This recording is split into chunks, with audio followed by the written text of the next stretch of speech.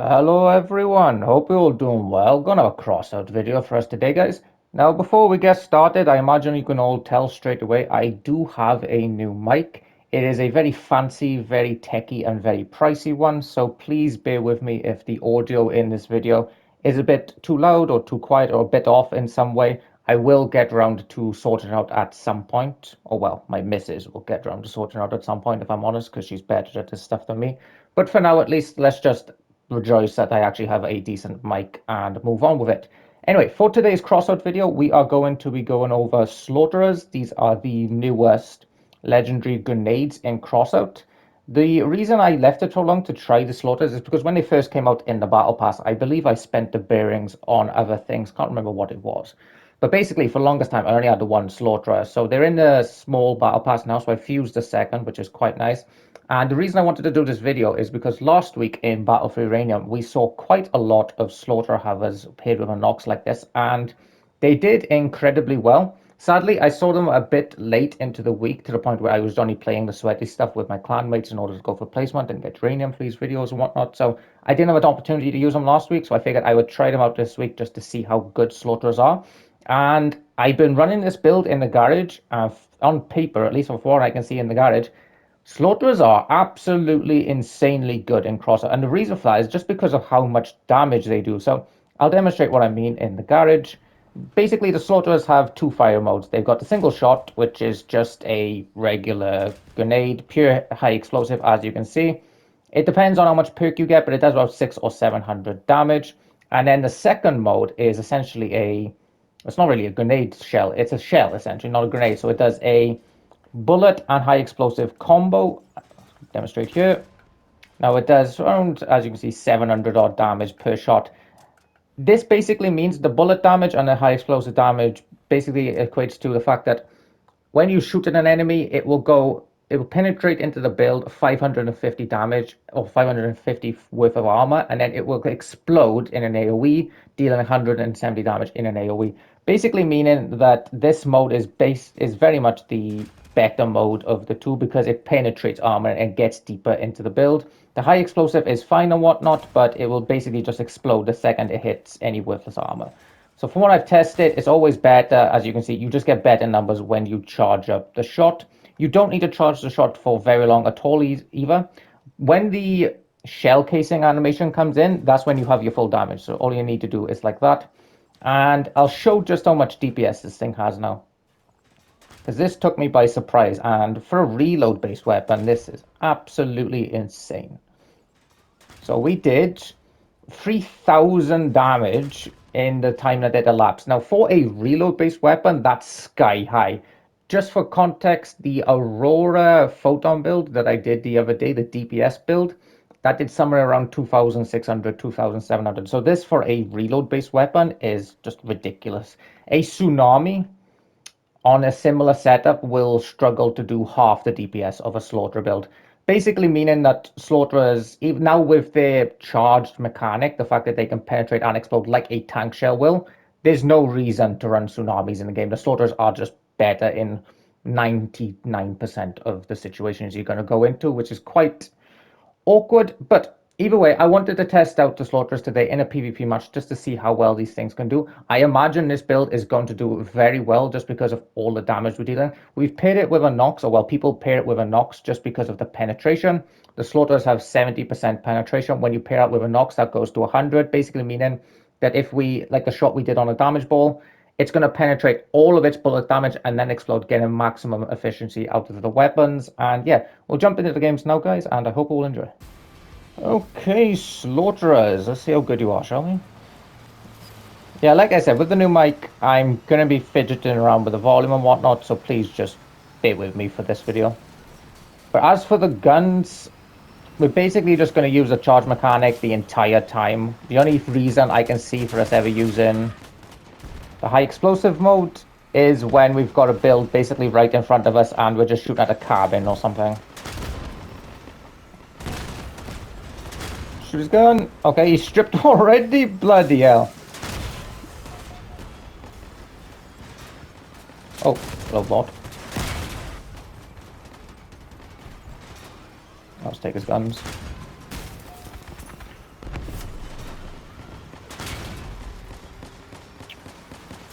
Hello, sir. You've got bigger problems.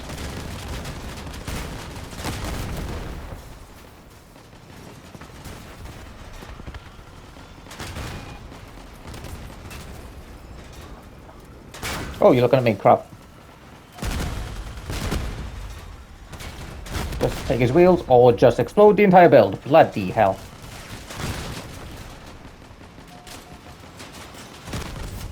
Oh my god.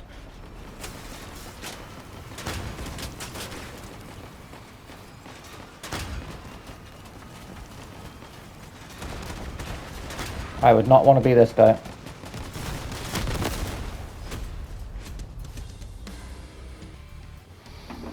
Okay, well the first game, the damage we were dealing was a little bit insane, if I'm honest.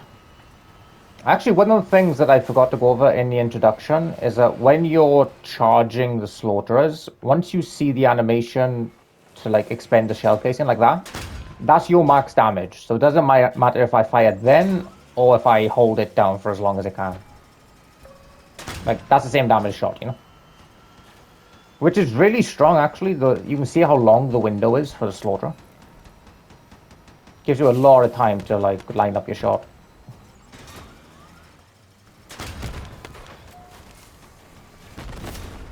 Hey, Scotty boy, oh, thanks.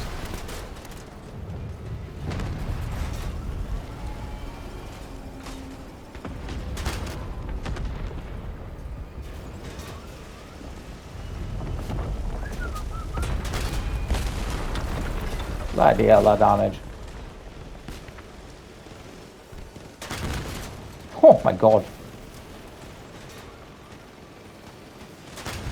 Ah, Lou, you suck.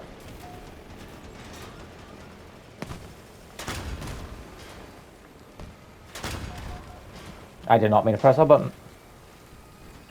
Okay, I'll push these guys in the bar. Oh no, I won't, because this guy's turned around. Oh my god, mistakes were made.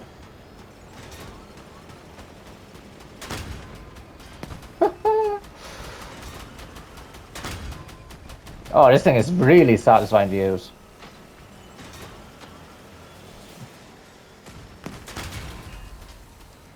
Come here, you dumb player.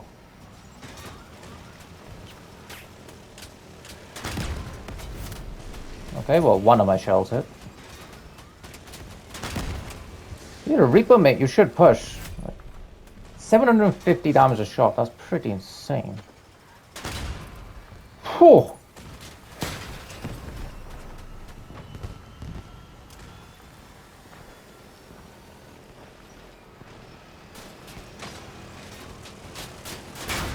Just carve him.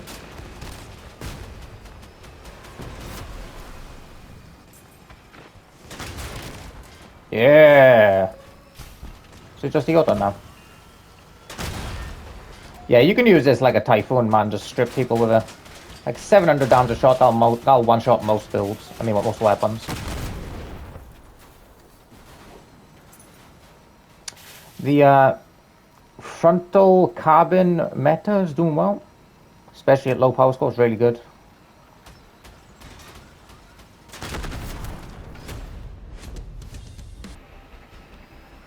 I am starting to regret not using these in Battle for Uranium last week, because this build is awesome to play. Does a lot of damage, the weapons are nice and reliable. Things like nearly 700 Dura each, so it's pretty good.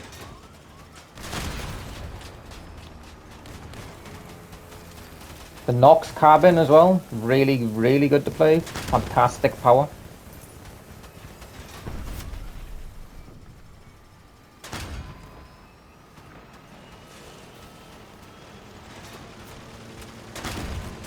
Well, that's unfortunate.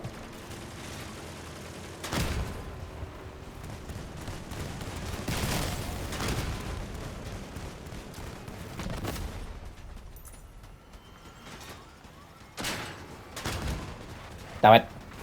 Oh, easy on, mate. Huh. Just strip it. Poor wretches. What the hell?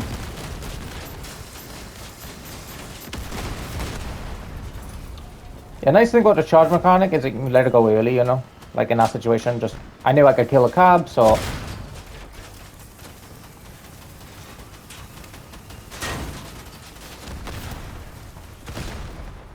Nice team.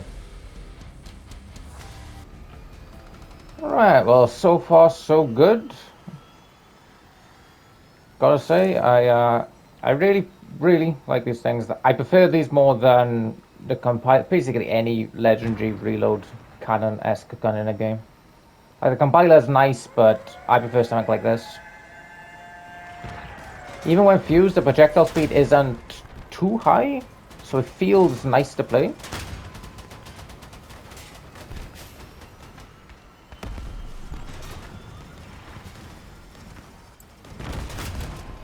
Okay, well, that's pointless.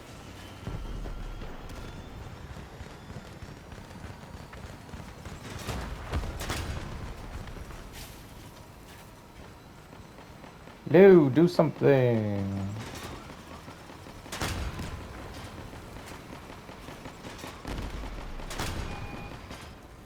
Yeah.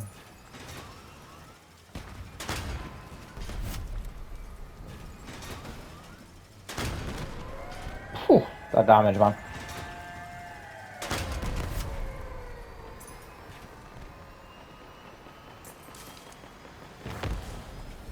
Where the hell? Oh, okay, you. Luckily, I can one-shot these guys' guns. Ah, now he's lost one. He's basically screwed. Yep, these things feel pretty crazy, to be honest.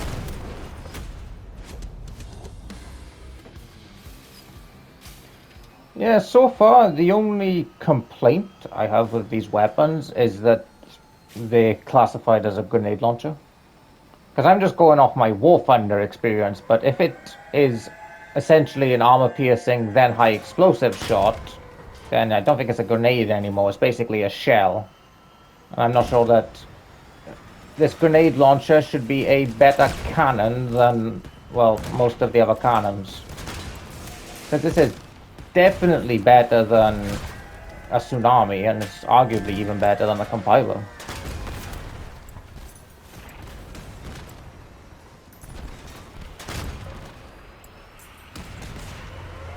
Okay, let's get somewhere relatively safely.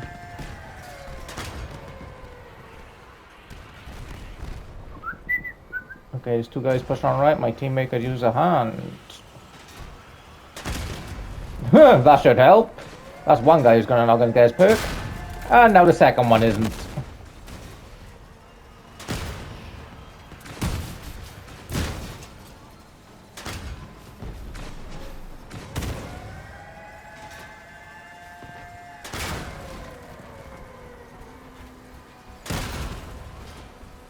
Okay, that's one due to the script.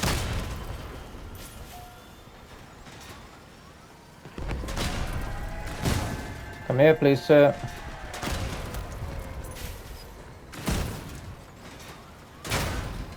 This is death. Everyone else alive? Nope. Really?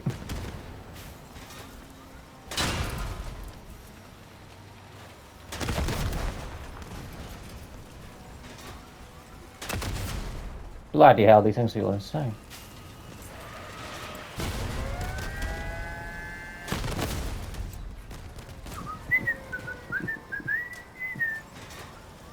Okay, let's just hide from this guy.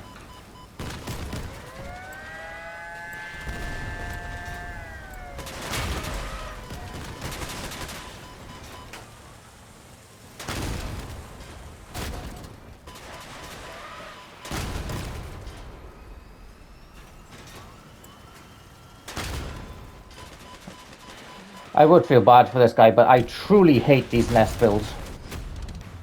Alright, we'll call this last game, yeah, these weapons, incredibly strong. If you're looking for a legendary cannon-esque build, I would honestly take these, which I admit is a bit stupid because they're grenade launchers, but I would take these over tsunamis and compilers. They do really insane damage with their reload. They've got good durability, like 700 nearly. That's enough so it doesn't get one-shotted, which is just what you want. Really good mass as well.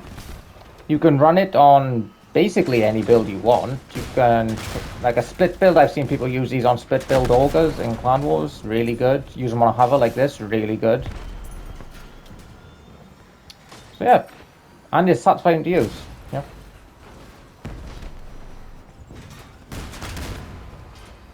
I can one-shot harvesters in this thing. Not if I miss, I can't.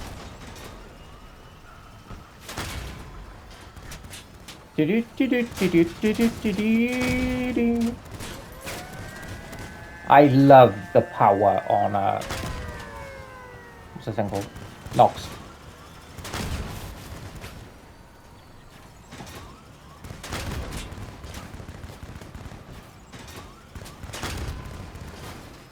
Lou, can you stop throwing so badly?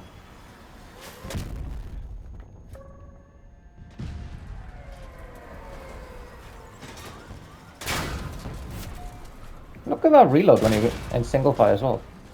It's crazy.